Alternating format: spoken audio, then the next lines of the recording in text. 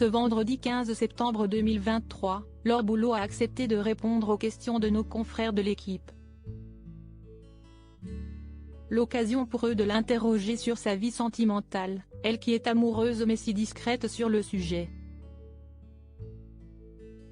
Elle est un visage bien connu des sportifs, aficionado des diffusions de matchs mais aussi des émissions de débriefing.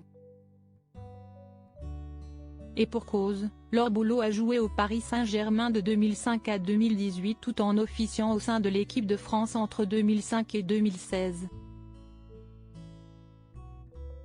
Celle qui a fêté la fin des vacances dans un maillot de bain très échancré est toutefois plus discrète quand il s'agit de sa vie amoureuse.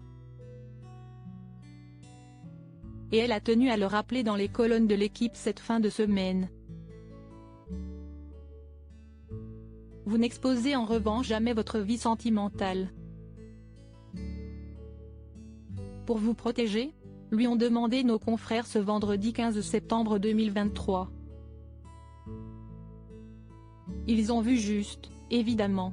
J'ai quelqu'un depuis longtemps, il travaille dans le milieu du foot. J'ai déjà le PSG sur la tête, confie celle qui s'était affichée en robe moulante et transpirante en pleine canicule. Et d'ajouter, donc si est une façon de nous protéger, d'éviter les insultes supplémentaires.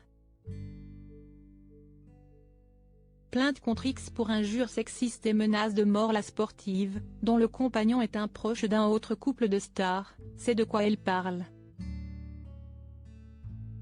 Victime d'attaques sexistes et de menaces de mort sur les réseaux sociaux, elle avait dû saisir la justice.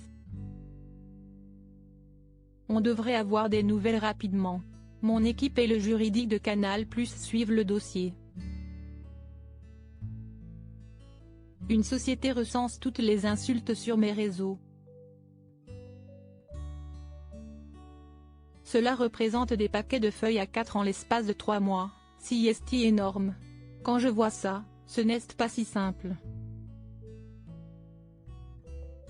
Moi, j'accepte la critique. Mais quand je tombe dessus par hasard, cela me chamboule un peu. Le but de la procédure est que les personnes qui insultent, menacent, soient inquiétées, reçoivent des courriers d'alerte et que leur compte soit bloqué. Si cela n'aboutit pas, je communiquerai pour montrer que ça ne va pas au bout.